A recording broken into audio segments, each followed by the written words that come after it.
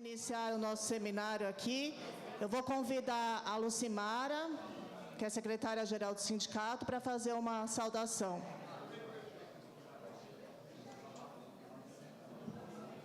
Bom dia, Lucimara. Deixa eu colocar aqui, ó. Tudo bem, Júlia? O pessoal tá falando, senhor.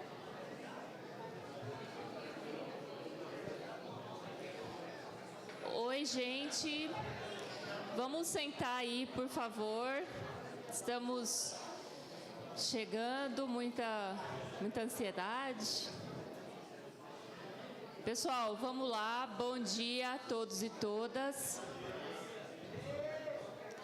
Temos muitos convidados hoje, veio o pessoal da FETEC, então sejam muito bem-vindos ao nosso Auditório Azul. E hoje nós vamos abordar um tema que é tão sensível e absolutamente necessário nesses tempos que nós estamos vivendo, certo? E que tem tudo a ver com a pauta que está colocado aí na sociedade da jornada, contra a jornada 6x1, que afeta tanto a nossa saúde física e mental.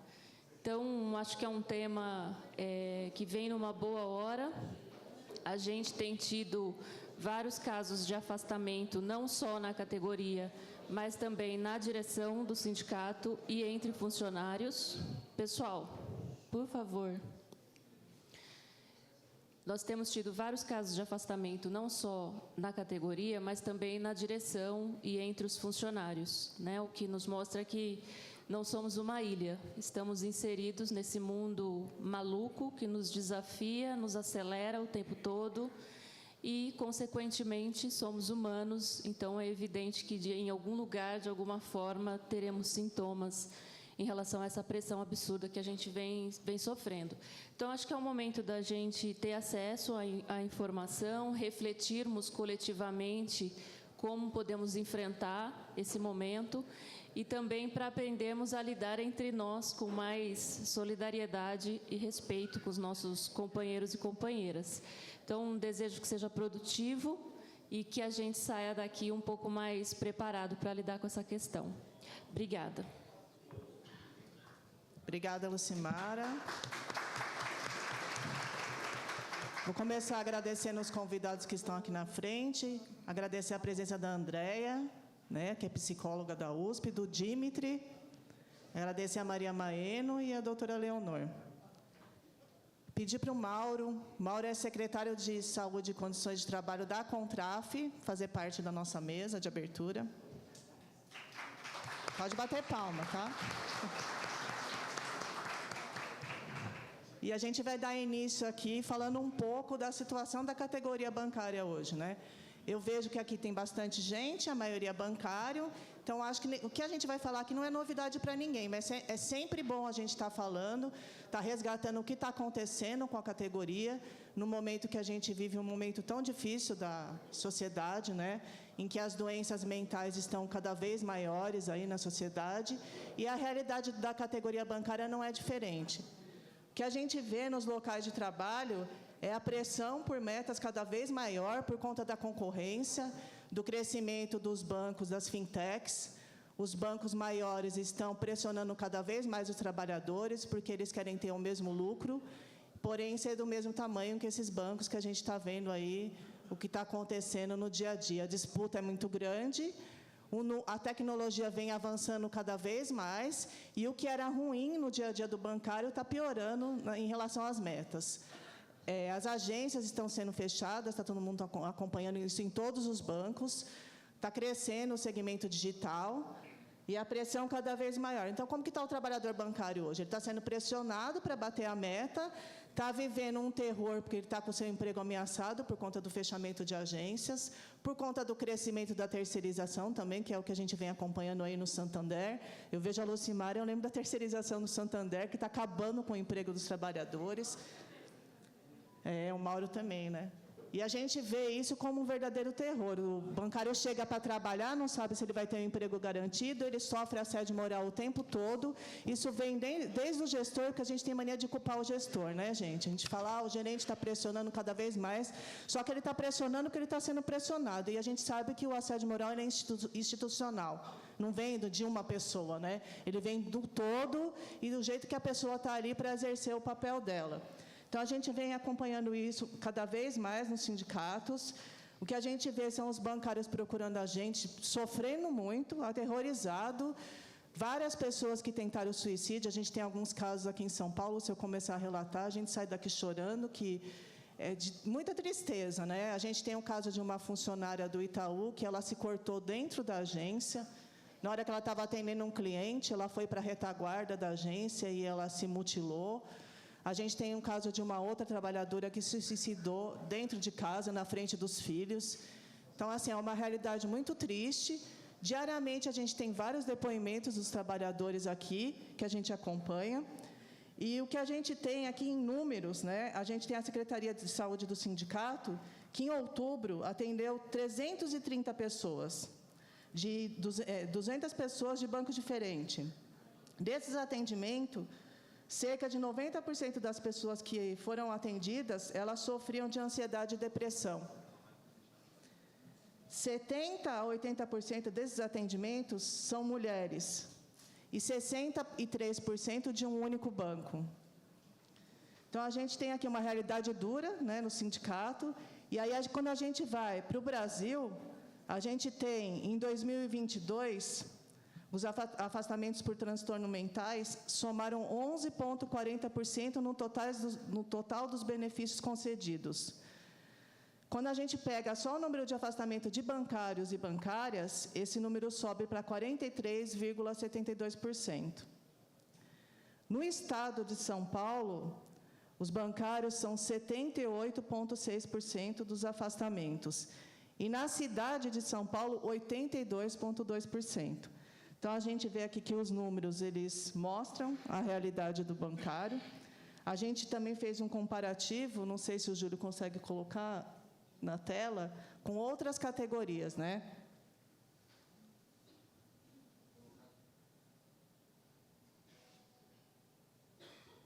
Então, a gente tem aí os afastamentos... Ali eu não enxergo, é muito pequeno. Os afastamentos por transtornos mentais de B31, que é o auxílio-doença comum, e o B91, que é o acidente de trabalho. Então, todos os setores econômicos, 11,22%. Né? Isso de dados de 2022, porque a gente não tem dados atualizados do INSS, gente. Aí, se vocês virem, o comércio varejista, 12,2%. A educação, 18,95%. Os bancários, 43,72%. Vocês veem que o número é bem alto, né, nos bancários. De 2012 a 2022, 32,07%. A educação básica, professores de nível 1 e nível 2, 43,94% no estado, isso de 2020. Enfermagem, 26%. E os bancários, de novo, de 2020, 49,25%. Aí tem o metrô e o trem, 36%, e os bancários, 45% de 2022. Aí os afastamentos acidentários por transtornos mentais. Os bancários, acidente de trabalho, 30% em 2012. Bancários, em 2022, 57%. No estado de São Paulo, 50% em 2012. E 79% em 2022, também no estado de São Paulo. No município, 52% em 2012 e 82% na cidade de São Paulo, como a gente está mostrando aí. Então, o que é a nossa ideia aqui para iniciar? É a gente dar um panorama da situação do bancário geral. Eu vou passar para a Rosângela, que ela também vai estar falando do estado de São Paulo. E depois eu vou passar para o Mauro para explicar como que andam as negociações, o que a gente teve de avanço, o que a gente está conseguindo em relação a isso. Então, eu passo já para a Rosângela. Bom dia, Rosângela. Alô? Bom dia a todos, todas e todes. Bom dia, Valesca. Bom dia, Mauro. eu acredito que, como a Valesca falou, muitos desses dados, dessas informações, a gente constata no dia a dia, no nosso trabalho, na nossa ação sindical. Então, a gente sabe, pela nossa experiência do dia a dia, o nosso trabalho, pela pesquisa, pela experiência, que esses números, isso que a Valesca colocou, é o que aflige a categoria bancária atualmente, nesses últimos anos. Acredito que os transtornos psíquicos é o que mais aflige a nossa categoria. Mas, em cima disso que a Valesca passou, eu vou apresentar alguns dados do Estado de São Paulo, que nós constatarmos, através dos números de gráficos, a gente visualiza, e essas informações é que balizam a nossa atuação. Eu penso que é fundamental nós estarmos sempre vendo esses dados, atualizando as nossas informações, que nos dão formação para melhorar cada vez mais a nossa atuação e o nosso trabalho, a nossa ação sindical junto à nossa categoria. E esse trabalho de hoje, nós vamos discutir esses dados, esses problemas, e pretende-se que a gente pense juntos a nossa ação sindical, que a gente precisa se renovar a cada dia, porque está cada dia mais difícil a nossa luta, a nossa briga com o sistema financeiro.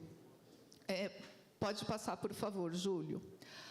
Então, olha, a nossa categoria, a categoria bancária, representa apenas 1% de toda a classe trabalhadora no Brasil e, no entanto, do total de trabalhadores e trabalhadoras afastados por doenças psíquicas, nós somos 25%. Então, 25% dos trabalhadores e trabalhadoras afastados por problemas psíquicos são das instituições financeiras, para a gente ver o quanto isso está grave. Aqui, esses dados que eu estou apresentando para vocês é da nossa consulta. Vocês sabem que toda campanha nacional a gente faz uma consulta junto à categoria.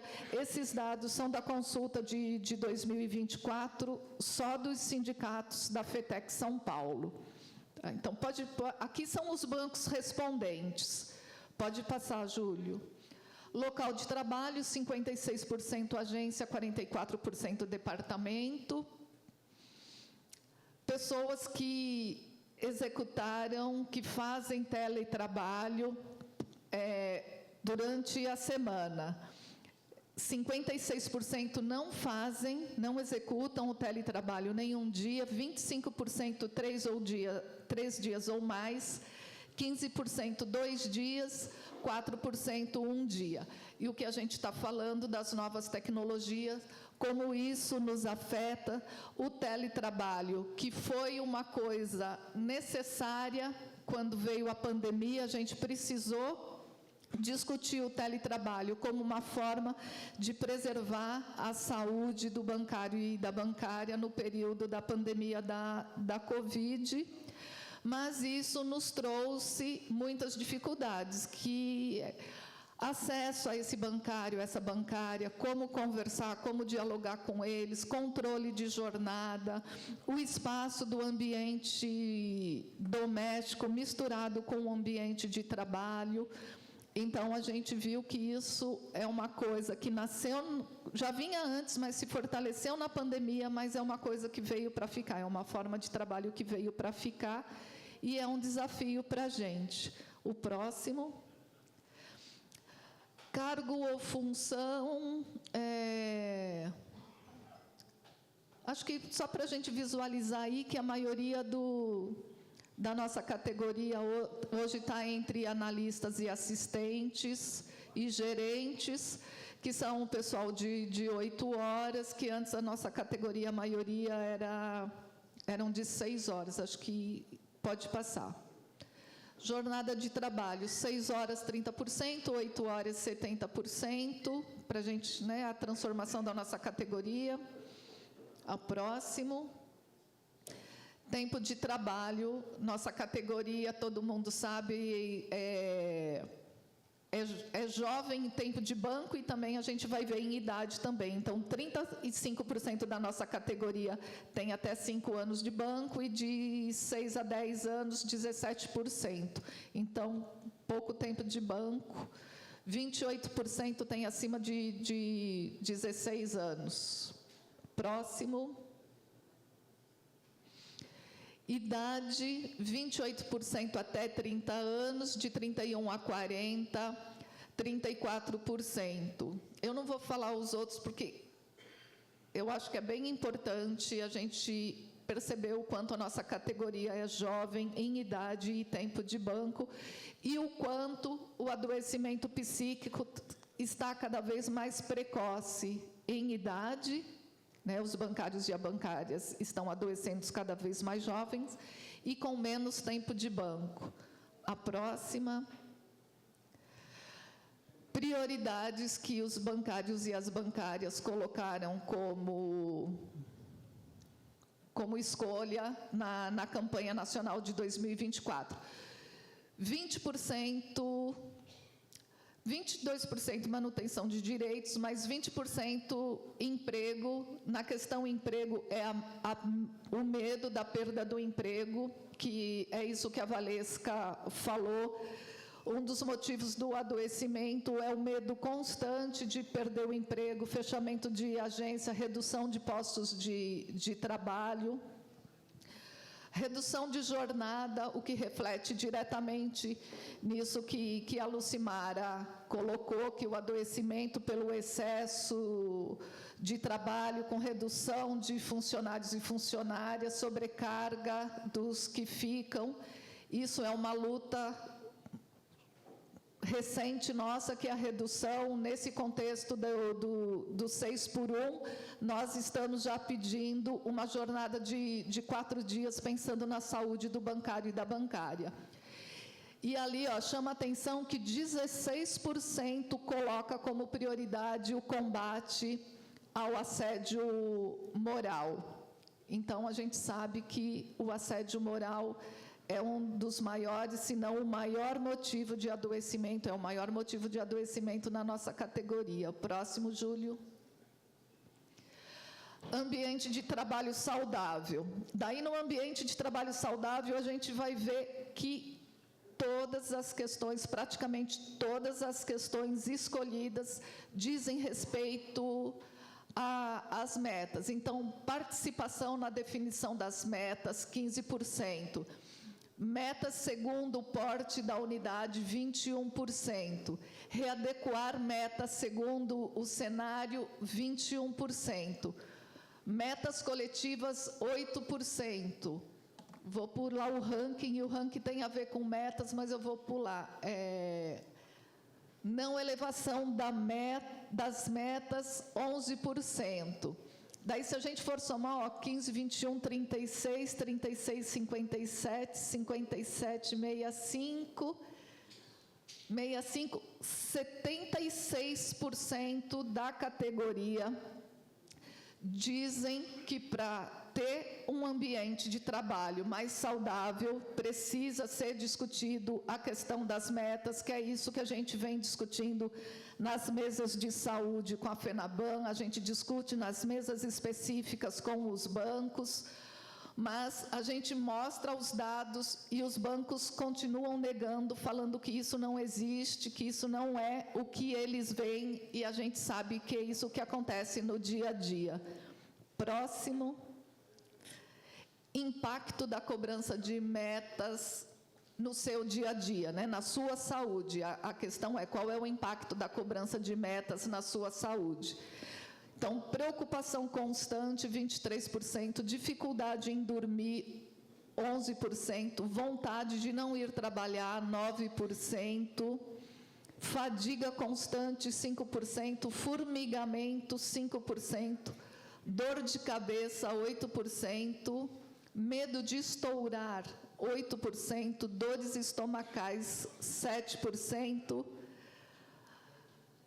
choro constante, 7%, omissão de dor, 6%. Omissão de dor é um percentual pequeno, mas é uma coisa muito significativa, né? Bancários e bancárias omitem que sentem dor por medo de perseguição, de discriminação, de ficar marcado, porque, olha, aquele ali já está sentindo dor, aquele ali vou ficar doente, vou ficar de olho porque ele pode ficar doente, pode dar trabalho. Depois, está difícil de ler aqui. Ansiedade, 8%. E 3% não causa nenhum impacto. Então, 97% da categoria diz que as metas impactam de alguma forma a saúde do bancário e da bancária. Próximo. O uso de medicação controlada. 28% diz que usou medicação controlada no último ano, 71% não. E daí, assim, 28%, esse número é real. A gente tem que considerar aqui o preconceito do uso da medicação controlada, que o uso da medicação controlada é a medicação prescrita por psiquiatra, então existe um preconceito ainda muito grande sobre usar a medicação prescrita por um psiquiatra. Eu não sou louca, eu não preciso disso. E também tem quem faz uso e tem também o preconceito do colega de trabalho que está ao lado. Mas aquele ali está usando tarja preta. Então, muitas pessoas omitem que usaram ou não no último ano. Então, a gente pode dizer, com certeza, 28% fizeram uso da medicação controlada, mas a gente não pode afirmar que foram só 28%, né? Esse número pode ser maior. A próxima. E assédio sexual, que a gente sabe que dentro dos assédios, o assédio sexual numa categoria como a nossa é constante, mas as pessoas também não revelam, não assumem que sofreu ou que conhece alguém que tenha sofrido, por medo de preconceito também, porque ainda tem um preconceito principalmente com a mulher que diz que sofreu assédio sexual. Mas, mesmo assim, 20% da nossa categoria diz que sofreu assédio sexual, e a gente pode considerar que esse número deve ser maior pelas pessoas que omitiram isso, né? O próximo. Esse ar tá. Eram essas, né, os dados que eu tinha para apresentar para vocês, e o que eu disse é uma apresentação da consulta agora de 2024 em cima dos sindicatos da FETEC São Paulo. Obrigada.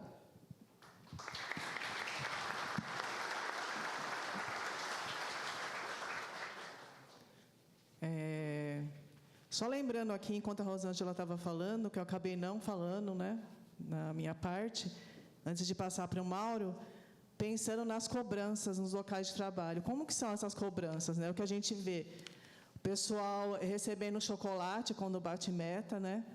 As lojinhas nas agências, lojinha de produtos, você bateu a meta, você troca por um amendoim, por um biscoito. Então, é bizarro o que a gente vê no dia a dia. O chocolate está lento, né? Está lento, né? Chega isso para a gente aqui. Então, a gente vê também, eu estou vendo aqui a Gleice do Itaú, o pessoal sendo trancado dentro de uma sala para bater meta. A gente tem conhecimento dessa prática. Eles trancam os trabalhadores dentro da sala, enquanto não bater meta, não pode sair daquela sala. E a questão da justa causa que a gente vê, o trabalhador recebendo advertência por baixa produtividade, isso gera demissão por justa causa. E também a questão do acolhimento, Mauro, que eu vou passar para você falar um pouquinho, mas o que acontece com esses trabalhadores quando eles adoecem? Eles não têm acolhimento nenhum no local de trabalho, eles são ameaçados de demissão, quando eles retornam, eles não têm meta reduzida, muitas vezes são demitidos, são discriminados, não tem um atendimento humanizado nos bancos, que é que a gente vem cobrando há muito tempo, mas aí eu vou passar para o Mauro, ele vai falar mais sobre essa parte. Bom dia, Mauro. Oi, gente, quebrando o protocolo. Mauro, só uma coisa que eu não sei que lâmina que está ali, mas é um dado que aparece, uma das escolhas ali do bancário e da bancária para um ambiente de trabalho mais saudável, acho que está ali, canais anônimos de denúncia. Falando lá dos 20% que tem medo de perder o emprego, que está inteiramente ligado com canais anônimos de denúncia, que a gente sabe que todos os bancos têm um canal, aqui nós somos do Itaú, eu e Valesca, o nosso ombudsman, e o que acontece? O bancário e a bancária que usa o canal do banco para denunciar assédio, para fazer qualquer tipo de reclamação, de denúncia sobre o banco, a nossa experiência, o nosso acompanhamento desses casos de denúncias, esses bancários são demitidos. O assediador, muitas vezes, não sofre nenhum tipo de penalidade, de punição, e o bancário que denunciou é demitido. Então, isso faz com que o adoecimento também aumente, porque, assim, você é assediado, você não pode nem denunciar que você é demitido. Né? Então, os bancários e as bancárias nos apresentam muitos dados que são muito graves. Desculpa, Mauro. Bem, bom dia, colegas. Prazer estar aqui, agradecer o convite, especialmente a Rosângela e a Valesca. Eu acho que é um tema bastante importante. Eu agregaria algum elemento assim que eu acho que é o mais importante que a gente tem desenvolvido, que é a questão da gestão dos programas de resultado e metas, né, que são pensados e elaborados e praticados pelos bancos, que são um grande fator adoecedor. Se a gente não compreender como isso funciona e como enfrentá-los, acho que nós vamos será limitada a nossa atuação, porque eles é o principal fator gerador do adoecimento psíquico, especialmente, né? Nós fizemos uma pesquisa com tráfego com pesquisadores do UNB, que só vou dar os dados rapidinho, porque eu acho que muito número é xarope, né? Mas só para ilustrar, né, que o discurso e prática de controle, que é o mecanismo esse que eles usam, discurso e prática de controle, né, que muitas vezes ilude nossos colegas, né, tem presença intensa de quase 70% nas práticas de gestão dos bancos. Relações competitivas de trabalho, 58,8%. Relações produtivistas de trabalho, o que é foco dos resultados, etc. Presença intensa de 88%. Né? Então, alguns ilustram um pouco com pesquisas científicas que mostram essa realidade. Então, nós temos que compreender esse mecanismo. Eu tenho insistido muito. Todos os bancos têm. E não é coincidência que a consultoria é a mesma, a tal da Mercer, que presta consultoria lá para o Itaú, para o Santander. Inclusive, a FENABAN chamou o pessoal da Mercer para apresentar lá para o comando a metodologia. Né? Então, e por incrível, inclusive, banco público. Hein? Né? A Caixa Federal tem os objetivos SMART. SMART é o sistema de metas desenvolvido pela essa Mercer. Lá que eu sou do Rio Grande do Sul, Banrisul, recentemente contratou, 2 anos atrás, a Mercer também, não resistiu. E não foi coincidência que o número de afastamentos e de adoecimento psíquico dos colegas estourou. Né? Isso é um estudo a ser feito, antes da Mercer e depois da Mercer. Né? Então, isso é importante a gente se tem alguma Mercer aqui, alguma coisa parecida.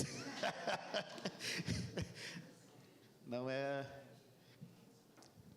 pode pegar a royalty, processa eles lá. Que na realidade, pratica o assédio moral contra você. Porque a prática, o mecanismo que eles desenvolvem... Claro que eles têm uma metodologia e os bancos conseguem... inclusive, na apresentação que eles fizeram para o comando, muitas contradições foram detectadas, que eles disseram, não, mas isso aí não é o nosso programa, que os bancos fazem e, segundo eles, descumpre até a metodologia implementada por eles. Mas por que eu estou dizendo isso? Isso permeou tem permeado o nosso processo de negociação com os bancos há um bom tempo, né? Que nós fomos evoluindo o movimento sindical. Só para fazer um pequeno histórico, o foco era a Lerdort há um tempo atrás, né? Na década de 80, 90, nós conseguimos muito avanços na questão da Lerdort, em termos de legislação, mesmo para os bancos que não queriam reconhecer a relação, né, das Lerdort com o trabalho, e não resistiram com o nosso trabalho, nossa pressão, com nossos estudos, conseguimos avançar. Depois disso, assédio moral. O movimento sindical começou a entender a questão do assédio moral e a sua relação lá com o dia a dia do trabalho, a sua pressão e o adoecimento, consequente adoecimento. Mas a gente trabalhava o assédio moral não tanto assim com adoecimento psíquico, não tinha tanto, era mais Lerdort, foi uma transição, digamos assim. E nós passamos a identificar essa questão do assédio moral não como que houve uma queda de braço que até hoje existe, que é a questão do assédio moral, a relação interpessoal, o assédio entre colegas, que, aliás, os bancos dizem que é conflitos do trabalho, esse ano a gente conseguiu um avanço, depois eu vou falar, mas eles sempre trataram como conflitos no trabalho, tentando colocar que o problema é do gerente com o gestor, com o seu subordinado, e não é com a alta direção, né? Quem não passou por situação de eles demitem o gerente do setor, e a coisa continua, e a pressão continua, não muda. Mas eles não têm problema de demitir o gestor denunciado. Agora, mudar a prática cultural e de gestão, isso é o grande problema. Eu acho que nós demos um grande salto quando começamos a compreender que o problema é a gestão. Antigamente era a organização do trabalho que nós chamávamos, né? Mas é a gestão do trabalho, né? E essa gestão não é algo do gestor. A gestão ela é pensada, tem consultorias, né? Utilizam tecnologias, inteligência artificial, utilizam neurolinguística, neurociência, né? Para motivar, entre aspas, os colegas. Em resumo, é para produzir e bater meta e entregar os resultados. Isso tem relação íntima com o sistema de avaliação, porque se tu for mal avaliado, aliás, se tu não entregar os resultados, tu é mal avaliado. Mal avaliado, a tua remuneração também diminui. Então, é um ciclo, é um mecanismo que é utilizado, né, que é um mecanismo aí triturador de mentes e corpos. Então, é importante a gente compreender, e eu sempre digo isso, a gente está começando a entender esse processo, mas não entendemos ele por completo, porque é muito sofisticado, né? Mas a partir dessa detecção, digamos assim, desse mecanismo, a gente tem, na mesa de saúde, de condições de trabalho, batido muito nisso, muito nessa questão da gestão, que é o que está adoecendo. E, para prevenir, a gente tem que botar o dedo nessa ferida e não só tangenciar, né? Mas a gente enfrentou, eu vou dar um histórico das negociações, da dificuldade de avanço nessa área com os bancos, né, que eu acho que nós estamos passando no processo negocial com avanços e recuos, mais recuos do que avanço, né? E isso tem muita relação com o contexto, né, que nós estamos vivendo aí desse processo de mudanças profundas no trabalho bancário. Já em 2019, a mesa de saúde não estava funcionando, nós conseguimos retomar a mesa de saúde, 2019, um pouquinho antes da pandemia. E 3 temas que a gente focou e os bancos toparam lá a fazer o debate com o maior, dizendo, não, vamos conversar sobre tudo, não tem o que a gente não fala, né? Eu me lembro que o Adalto, que é o representante da FENABAN, falava isso, né? Nós tínhamos um problema já em 2019, que a Valesca falou, atenção aos adoecidos.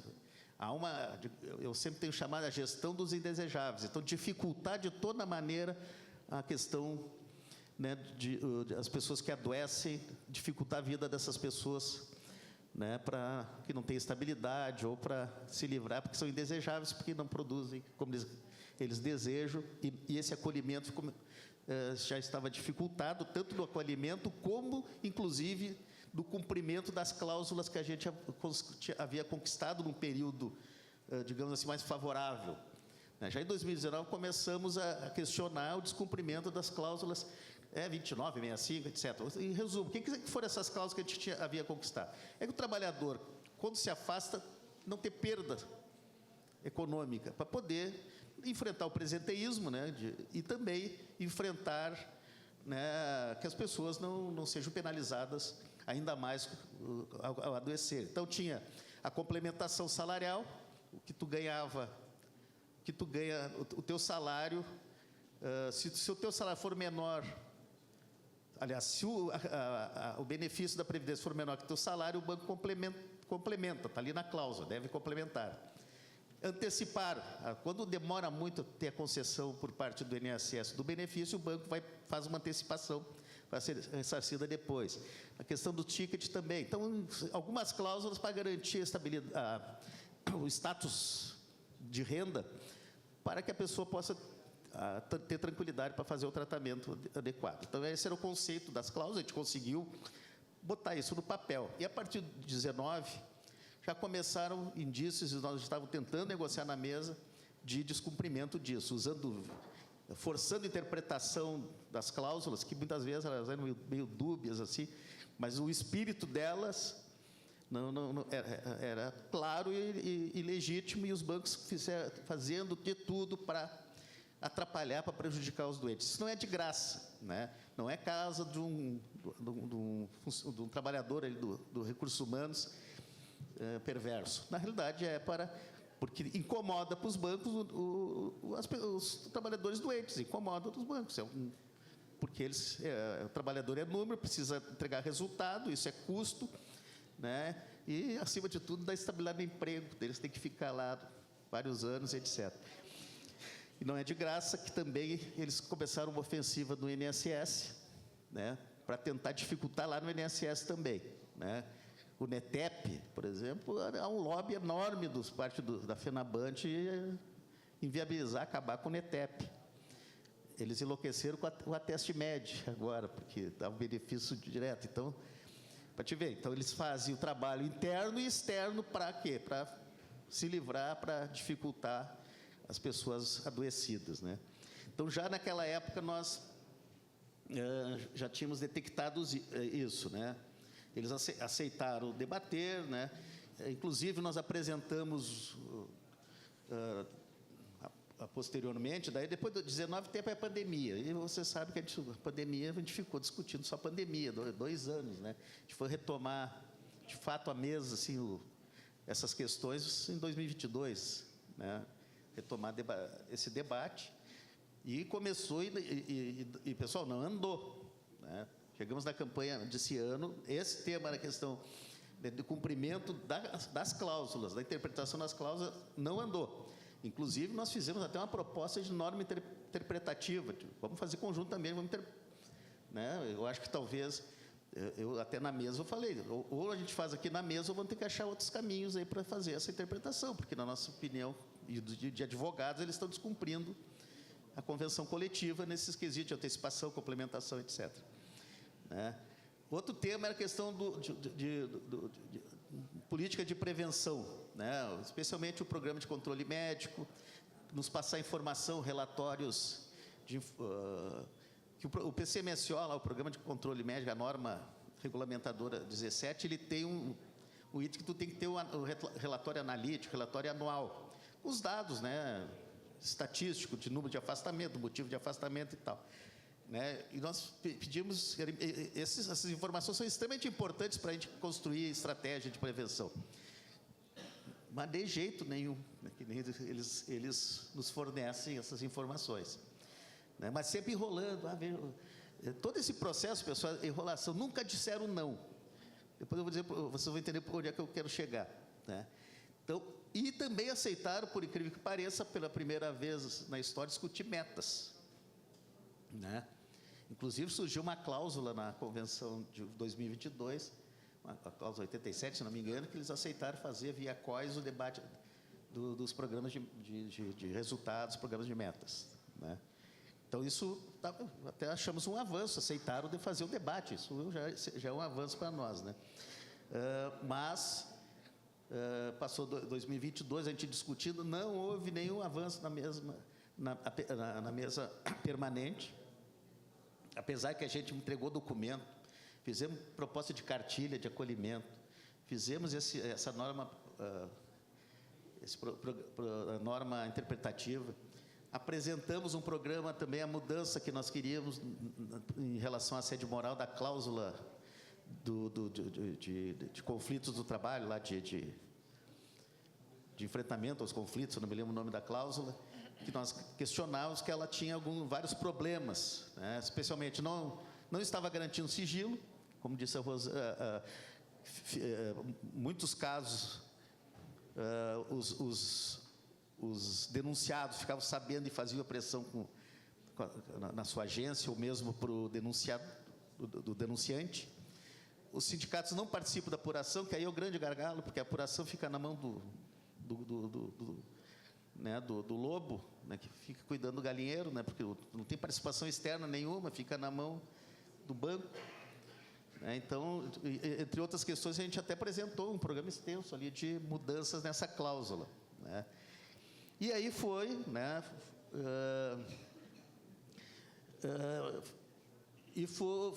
fomos fazendo esse debate, mas não deixamos de fazer a luta, né, que eu acho que criamos um programa lá, uma campanha de menos metas, mais saúde. Nós fomos ao Senado. Eu quero dizer que os bancos estão sendo condenados. Por exemplo, Santander foi condenado já em segunda instância por questões de assédio moral e metas. Né? O Bradesco foi condenado, se não me engano, no Rio. E condenado por assédio moral, pressão, etc., mas tinha um item da condenação, é isso que a Valesca falou: cárcere privado. Daí parece, cárcere privado, o que é isso? Né? Teve uma sentença do juiz, significa que o juiz condenou, é que tinha a prova, né? Cárcere de privado, e isso não deixava sair da agência enquanto não batesse as metas. Então, não é um caso isolado, pelo visto, né? Foi condenado no Rio de Janeiro, o Banco do Brasil foi condenado também por assédio moral. Então, tem muita condenação coletiva via Ministério Público e muitas condenações individuais por assédio moral, questão de metas. Isso mostra que existe uma ilegalidade na prática dos bancos, né? O Ministério Público está comprovando isso, os auditores fiscais estão comprovando isso, o Judiciário está comprovando isso, as pesquisas mostram isso. Portanto, nós temos que compreender isso como ativistas sindicais aqui, que eles estão em ilegalidade, até para a gente traçar. O que a gente faz diante disso? A mesa de negociação está bastando? Né? É uma pergunta que fica no ar. Né? E para os finalmente, aqui eu acho que a campanha desse ano, bem rapidamente, eu acho primeiro que nós temos que entender o contexto dessa nossa campanha. Depois me vê o tempo aí, senão eu falo demais. O contexto da nossa campanha nacional. Tá? Eu acho que é importante que não só pelas cláusulas de saúde, mas todas, que foi uma campanha difícil, para nós temos que entender o motivo da sua dificuldade. Nós estamos passando um momento de mudança profunda no trabalho bancário. Né? Há um aumento da concorrência, né? As fintechs, os bancos reclamaram muito na mesa a questão das fintechs, das cooperativas de crédito, que isso é desleal, porque eles têm benefício fiscal, enquanto os bancos não têm, etc. Choraram um monte, que diminuiu a rentabilidade dos bancos. Né? Eles não estão tratando mais a lucratividade, a rentabilidade, né? Que está diminuindo. Isso tem a ver com os acionistas, devem estar gritando lá. Eles têm que entregar. Né? E a crise do Bradesco, né, está nesse contexto, né, da campanha nacional. Há uma reestruturação permanente nos bancos, a mudança no modelo de agências, né, fechamento de agência, né, desemprego, mudança de cargos e funções. Por exemplo, escriturário praticamente não existe mais. Né? Caixa também não existe mais. Alguns bancos ainda existem, mas está um processo de mudança, inclusive, da nossa jornada, em resumo, né, que está sob ataque. Né? Há uma intensificação da digitalização, né? A tecnologia está sendo usada muito intensivamente, que isso dificulta, inclusive, uma greve, uma paralisação.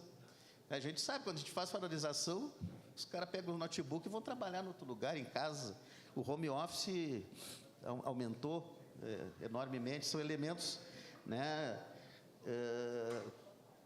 que estão colocados, estavam colocados, estão colocados para a gente nessa campanha nacional. O clima organizacional está crítico, as pessoas estão trabalhando com medo do desemprego, medo de perder o emprego, né? Medo de não entregar o resultado, porque isso também afeta a saúde, né? A incerteza do futuro, tudo isso, né? Tudo isso afetou, estava no contexto da nossa campanha nacional, né? Eu acho até que nessa campanha os bancos vieram mais ofensivos, pararam, porque o objetivo é o mesmo, mas eles tinham uma prática de enrolar, não, veja bem, vamos conversar e tal. Esse ano muitas coisas foram claras, pessoal. Dessas cláusulas de complementação, que eles queriam fazer várias mudanças, né, para dificultar ainda mais o acesso a esses benefícios, o Adalto chegou, tudo bem, esse ano ainda vai ficar, mas na próxima negociação nós vamos, se não houver as mudanças que nós queremos diminuir, nós não vamos renovar a cláusula. Ameaçaram de não renovar a cláusula. A cláusula de estabilidade, lá 60 dias, então vamos renovar a cláusula, senão não botar um médico, né, do banco para controlar isso. Insinuou várias vezes que há simulação, compra de atestado por parte dos trabalhadores. Explicitamente, pessoal, claro que deu um pau na mesa ali, mas eles falaram isso, né? Falaram, a questão, de uma vez por todas, disseram, nós não vamos discutir meta, não existe evidência científica que metas tenham relação com adoecimento, né? Então, nós não vamos discutir, é um problema da gestão, não vamos discutir meta. Foi isso que foram falado na última campanha. E lembra que eu disse que eles queriam discutir? Esse ano houve uma mudança da postura dos bancos, né? Chegaram a afirmar, insinuar, que nós não temos que ficar aumentar conquistas da nossa convenção. Aumentar benefícios da nossa convenção significaria perder emprego, porque, né, vocês têm que se preocupar com o emprego e não aumentar benefícios, que muito benefício dificulta manter o emprego. Isso, chegou a dizer isso na mesa, né? Então, e falaram explicitamente também que a questão do adoecimento psíquico reconhece que ele está grande, mas não tem relação com a gestão, que isso é um problema da sociedade, o mal-estar da sociedade. Esse é o discurso dele, né? Que não tem como esconder que não tem um elevado adoecimento psíquico nos bancos, só que não é com eles.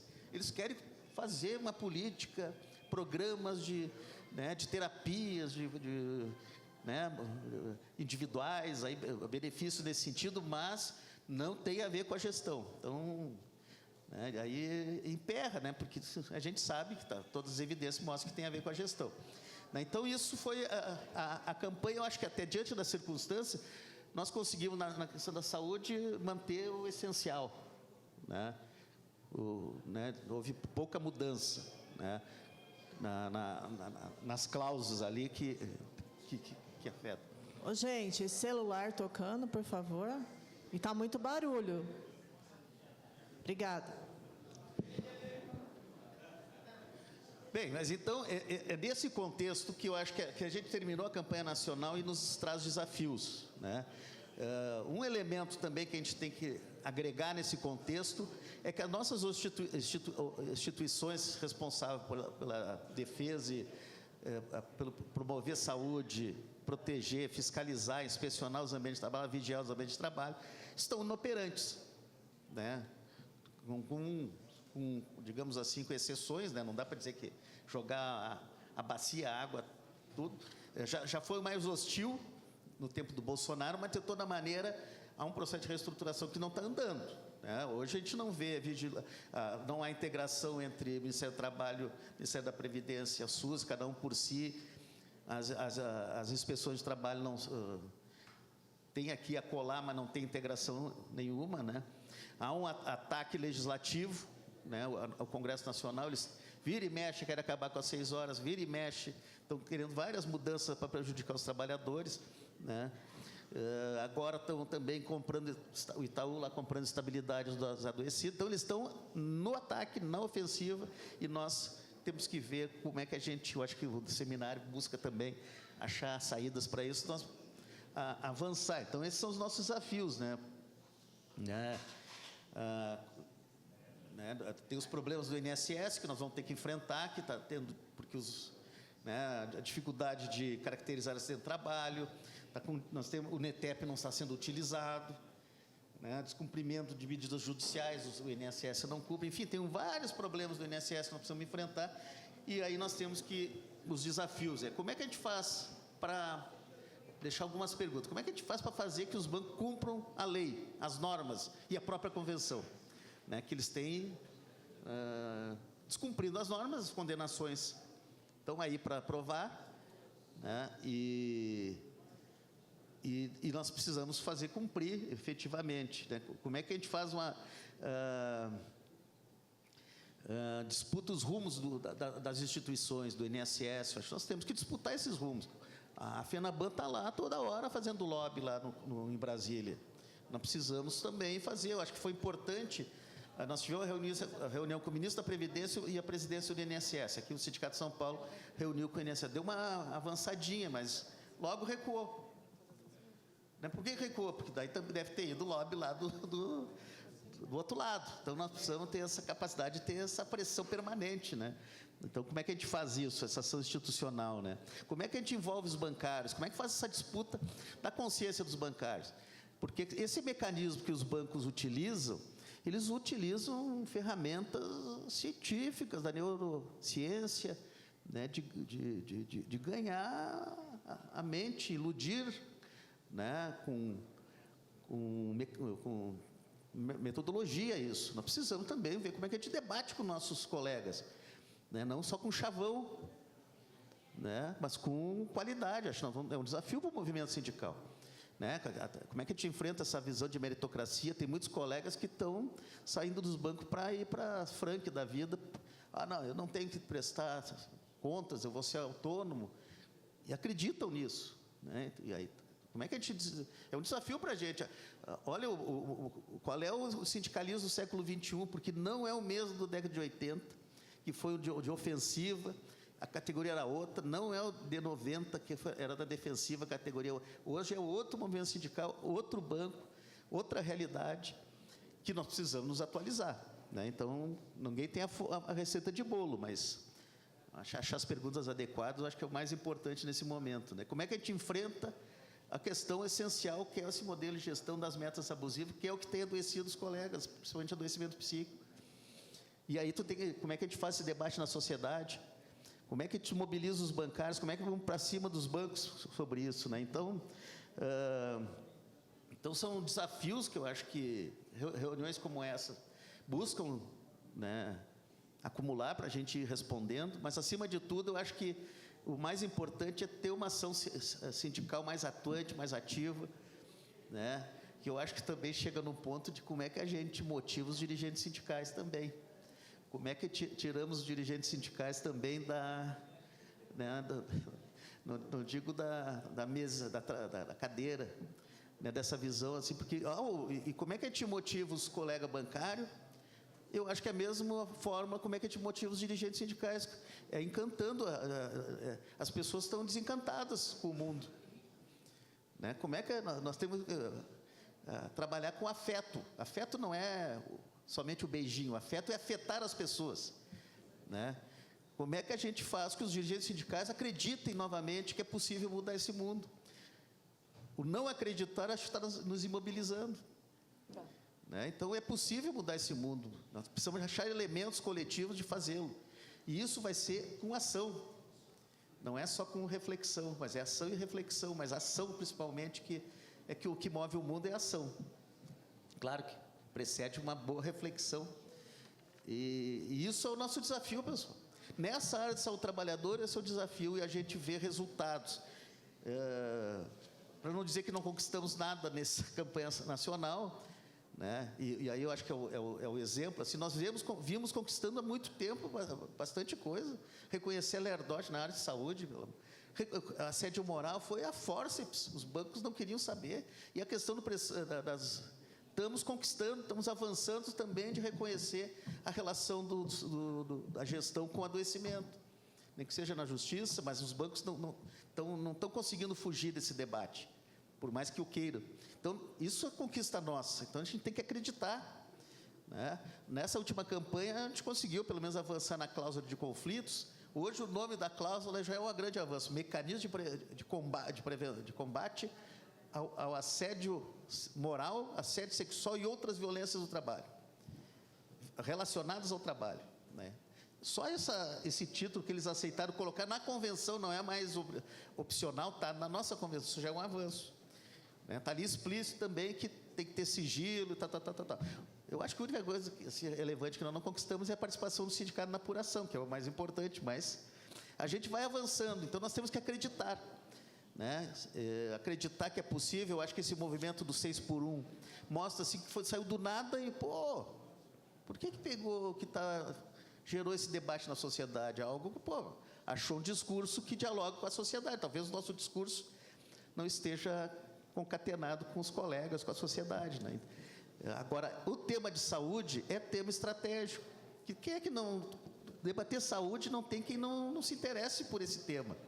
É vida, é sobrevivência. Talvez esse tema, sendo um tema estratégico, incorporado pelo sindicato, e não só pelos militantes da saúde, mas incorporado pela alta direção sindical, digamos assim, né, como a sua transversalidade, isso eu acho que vai dar motivação para nós, dirigentes sindicais, voltarmos a ser mais ativos, que eu acho que isso está precisando. E aí não tem fórmula mágica, mas é só coletivamente, não adianta individualmente. E quando a gente não tem clareza do inimigo, a gente acaba brigando entre nós. E a gente sabe que nos sindicatos está uma briga lá por carro, por isso, por aquilo, por carguinho, e a gente não briga por essencial, porque talvez o inimigo esteja muito desfocado.